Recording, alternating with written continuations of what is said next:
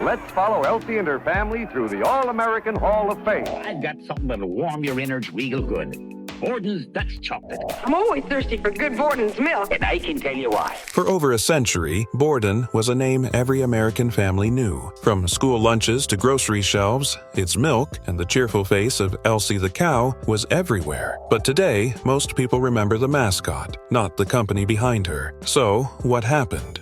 How did a beloved brand, trusted by millions, end up filing for bankruptcy not once, but twice? In this video, we'll rewind the story. From its early triumphs to its collapse and quiet attempts at revival, this is the rise, fall, and uncertain future of a dairy legend. Join us as we look at what really happened to Borden.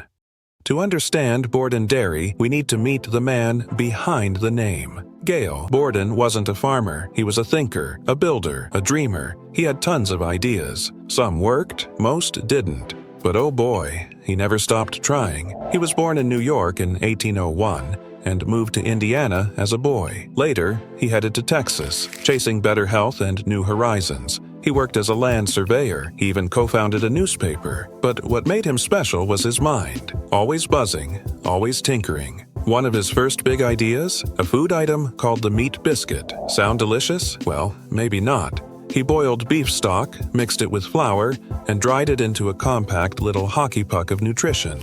It didn't spoil quickly and was easy to carry. Perfect for soldiers and explorers. In fact, British explorer Elisha Kane took Borden's biscuits on an Arctic expedition. People talked about it. He even showed it off in London at the Great Exhibition in 1851 and won a medal. But it still flopped in the market. Well, during the American Civil War, they'd make hellfire stew. Medal? Yes. Mass appeal? Not so much.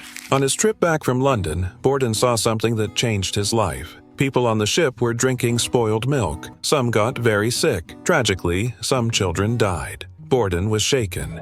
He thought, there has to be a better way. Enter the big idea. He remembered how the Shakers preserved fruit with heat. Could milk be preserved too? He rolled up his sleeves and got to work. Using a vacuum pan, a device normally used for syrup, he removed water from milk using gentle heat. Voila! The milk lasted longer without needing a fridge. In 1856, he got a patent. He'd invented condensed milk. In 1857, Borden launched a company to sell it. He went door to door in New York, but folks weren't quite ready for mystery milk in a can. Sales were slow. Then, fate stepped in. Borden met a wealthy man named Jeremiah Milbank, possibly on a train. History's a little fuzzy, but let's roll with it. Milbank believed in the product and invested. Together, they formed the New York Condensed Milk Company. Then came the Civil War. The Union Army needed food that wouldn't spoil. Condensed milk was perfect, safe, compact, and packed with nutrients. This large, rugged brown cow is a brown Swiss. The breed was developed in Switzerland and imported to this country after the Civil War in 1869. The Army ordered tons of it. Soldiers drank it daily, and when they went home, they brought the habit with them. Borden's milk was a hit. He opened more factories and licensed production. But letting others use his name backfired. Some didn't keep the same high standards. So, Borden took action. He tightened quality control and launched a new name, Eagle Brand. Yep, that's still on grocery shelves today. After the war, he promoted condensed milk as baby food. Just add water. He also included free recipes to get families baking. People loved it. Borden believed that clean milk started with clean cows. He encouraged farmers to keep barns spotless. And guess what? He was right. Gale Borden died in 1874, but his legacy didn't. His company lived on. Over time, it grew into a dairy empire. In 1899, the company changed its name to the Borden Condensed Milk Company to honor him. From a flopped meat biscuit to a wartime milk marvel, Borden helped change the way America drank milk, and maybe even how it thought about food. But building an empire is one thing, keeping it at the top is another. So, how did Borden become a national giant? As the world changed, Borden had to keep up, and it did, big time. The name Borden became synonymous with safe, quality milk. And what helped it stand out? That adorable, lovable cow, Elsie the Cow. Well, ask your mom for Borden Dutch chocolate, made with rich, whole milk. But before we get to the star of the show, let's rewind a bit. By the early 1900s, Borden was already known for providing safe, trustworthy milk. Gail Borden had built a solid system. His sons and partners took it from there, making sure the milk was clean and fresh. They worked closely with farmers, opened more factories, and even delivered milk in glass bottles, a big deal back in the day. As cities grew and families wanted food they could trust, Borden milk was there. People knew they could count on it. The name meant safety. It meant quality. When you bought Borden milk, you knew it was the best. By the 1920s and 1930s, Borden was everywhere, but it wasn't just about milk anymore. Oh no, Borden had bigger plans. They ventured into other areas: glue, plastics, even chemicals. And yes, that Elmer's glue you know and love? Yup, it came from Borden. The glue had a mascot too, a bull named Elmer, who just happened to be Elsie's cartoon husband. Talk about a cute family dynamic, but the real star of the show, Elsie the Cow, born in 1936. At first, she was just a cartoon, a smiling cow with big eyes showing up in ads and posters. People went crazy for her. She was funny, she was friendly, and she instantly became a hit. Borden gave her a name and even gave her a voice. Talk about going all in. In 1939, Borden took it to the next level by picking a real cow to play Elsie at the World's Fair. Her name, You'll Do Lobelia. But let's be real, people just called her Elsie. She was a huge success and became the face of Borden, literally. Elsie wasn't just a mascot, she was a marketing genius. She made milk seem fun and friendly, giving Borden a sense of warmth and trust. People didn't just see a company, they saw a family. During World War II, Borden's milk played a crucial role, supplying soldiers with much-needed nutrition. They even made glue and other products for the military. Talk about a versatile brand. At home, Elsie was everywhere, in ads, on bottles, and even on toys. Borden's buttermilk is just what a body needs. Its protein helps restore the energy that summer heat drains away. She made Borden more than just a dairy company. She made it a household name. One of their major centers was the old milk factory in Wallkill, New York, still standing today as a piece of history. That factory helped feed millions and grew the Borden name into something legendary. By 1945, Borden wasn't just a dairy company. It was a part of American life. And Elsie? She was the queen of it all. Trust, warmth, and simplicity. Borden had become more than just milk. It was the feeling of home. But as Borden grew in power, it also faced some unexpected problems. After the war, things were looking pretty great. Families were growing, cities were expanding, and people had money to spend. More folks were drinking milk than ever before. Borden saw this as the perfect opportunity to grow even bigger. So they went all in. New factories, more workers, more trucks. Borden milk was on its way to schools, stores, and hospitals across the nation. Supermarkets were springing up everywhere, and people were starting to shop all in one. Bye-bye, small local dairies. Hello, big grocery chains. Borden signed some major deals, and suddenly their milk was filling shelves from coast to coast. But Borden wasn't just about milk anymore. Oh no, they were getting creative. Dips, cream, juices, you name it, they made it. They were practically a household name. Most families didn't even check the brand on the bottle. Why, you've never tasted ice cream until you've tasted Borden's ice cream. The richest, smoothest, creamiest ice cream ever. They just reached for Borden. The company was diversifying like crazy. They got into glue, chemicals, plastics. Yes, you guessed it. Elmer's glue came from their labs, and Elmer the bull, Elsie's cartoon husband, became the mascot. Look, the Elmer's held. Elmer's was stronger than the wood itself. Stronger than you'll ever need for most household jobs. Elmer's, America's favorite glue. Borden was growing, but big can bring problems too. As the company expanded, managers started to argue over what to focus on. Some wanted to keep expanding dairy, others were all about the glue and chemicals. There were too many voices and not enough clarity on what should come first. And, oh boy, bureaucracy started to grow. Decisions took longer, departments didn't mesh well together, and there were so many layers of management that it felt like getting through a maze just to make a choice. Even with a strong brand, cracks were starting to show. Smaller dairies started popping up, selling fresh, local milk that felt more personal and local. But Borden wasn't backing down.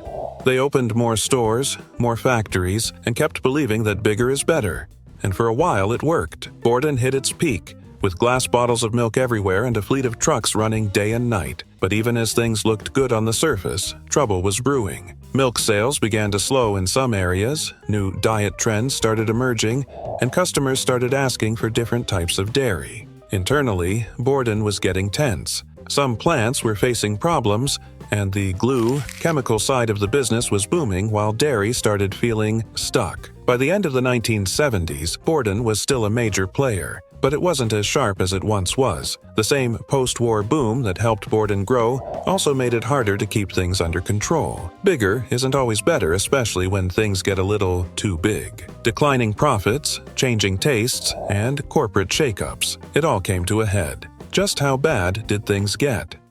By the 1980s, Borden wasn't just a company anymore. It felt like a jigsaw puzzle with too many pieces that didn't quite fit. Sure, they owned dairy plants, snack brands, glue factories, and more, but none of it worked together smoothly. It was like a game of who's who, but no one really knew what the answer was. Instead of focusing on what made Borden great, milk, they decided to venture into other industries. And for a little while, it worked. Profits were looking good, but over time, things got messy. Every part of Borden seemed to have its own goals. One division was pushing school snacks, another was all about chemicals, and, well, the glue was just sticking things together. But nothing was supporting the bigger picture, and soon enough, the company's shape started to wobble.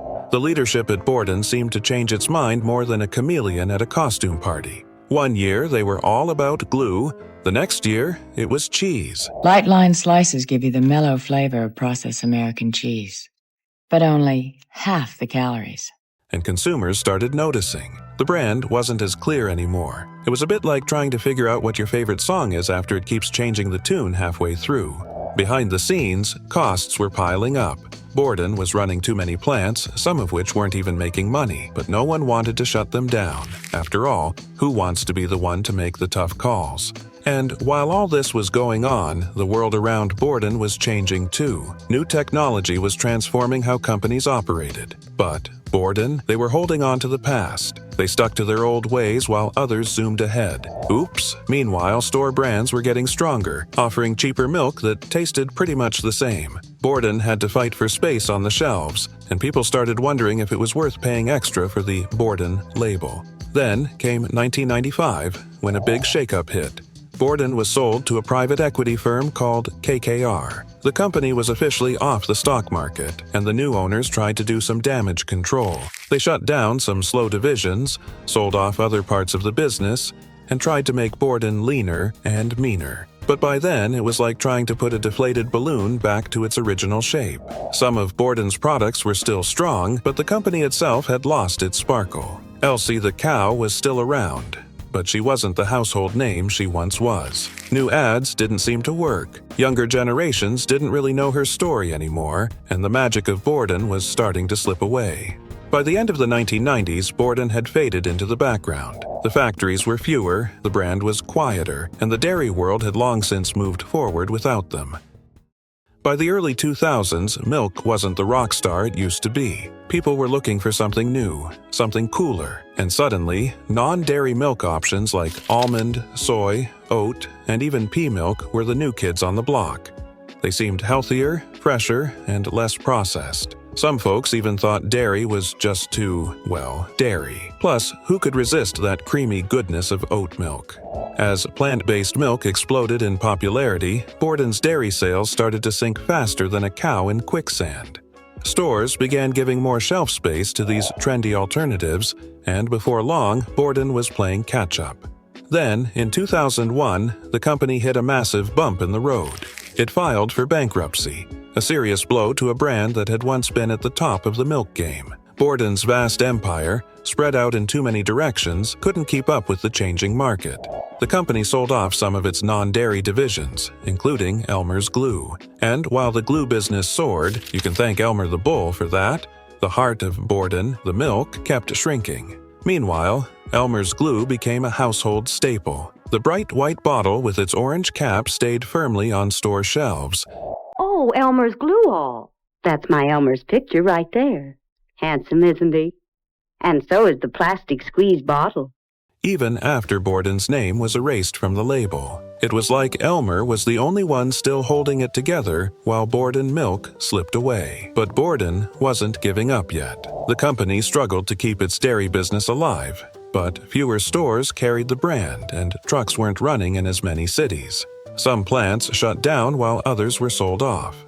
The company's decline wasn't just about non-dairy milk anymore. Consumers were more interested in clean labels, simpler ingredients, and products without additives. And honestly, Borden's pasteurized milk just couldn't compete with the allure of something healthier. To make matters worse, younger shoppers weren't loyal to old-school brands like Borden. They didn't grow up with Elsie the Cow or Borden's comforting advertisements. Instead, they were all about price, and store brands were offering cheaper alternatives. The 2010s weren't kind to Borden. Big retailers like Walmart started producing their own milk, and honestly, shoppers couldn't care less about the brand name. They just wanted the best deal. And then came the real gut punch. 2020. The COVID-19 pandemic turned everything upside down. Schools, restaurants, and offices, all major buyers of milk, shut down. Borden lost a huge portion of its customers in a matter of weeks. Meanwhile, supply chain problems meant that prices went up and deliveries slowed. Milk was wasted, stores were empty, and chaos took over. In January 2020, Borden filed for bankruptcy again. Thousands of workers lost their jobs. The company was sold off to a new owner later that year. But by that point, the damage was done. The iconic Borden brand was a shadow of its former self. Elsie the Cow still made appearances on cartons here and there, but fewer people knew her story. She'd been around for decades, but for younger generations, she might as well have been a forgotten legend. And just like that, from a beloved American staple to a faint memory on store shelves, Borden's legacy seemed to fade. And this time it seemed like a comeback might be just a bit too far out of reach. The future is uncertain, but Borden's legacy is undeniable. So, what does the road ahead look like? In 2020, Borden got a second shot at life. This time, the brand was sold to Capital Peak Partners and KKR. It wasn't the end, it was a fresh start, and the new owners didn't waste time. They brought in a new CEO, Tony Sarsam, who had a history at PepsiCo and Nestle. He knew how to handle a big brand, and he came in with a clear vision. We have precisely one cow. I'll show that in a moment, but we are a processor, primarily fluid milk. We do some teas and some juices and some cultured products like cottage cheese. Borden had to feel modern again. The first move? Bring back Elsie the Cow. But she wasn't quite the same Elsie. With brighter colors and a new, fresher look, she was ready for the spotlight once again. Borden didn't stop there. They launched a new campaign with the tagline, "Glass half full since 1857. It wasn't just about survival. It was about joy, optimism, and a brand that had been through a lot but still had hope for the future. They also revamped their team, bringing in fresh talent to focus on research, sales, and new products. Borden knew that to thrive again, it needed to serve customers better. So, they focused on improving their delivery systems and customer service, hoping to rebuild the trust that had been lost over the years. Borden kept its focus on the South and Midwest, areas where Elsie still had loyal fans. But the road ahead wasn't easy. The milk market was still tough, and the rise of non-dairy drinks like oat and almond milk meant Borden had to fight for space on the shelves. Tech was another hurdle. People were shopping online, and Borden was playing catch-up. But the company kept pushing forward, staying true to its roots while trying to adapt to the future. It wasn't always easy. Cheaper store-brand milk and bold ads from plant-based companies made competition fierce, but Borden wasn't done yet. It held on to its loyal base and even managed to grow in some key markets. Elsie brought a wave of nostalgia, especially for older generations, while sparking curiosity in younger shoppers who didn't grow up with the brand. After 2 bankruptcies, decades of decline, and a world that moved on without them, Borden is still here, smaller, scrappier, and full of hope. The question now, in a world of almond lattes and oat everything, can Elsie still make us care about milk?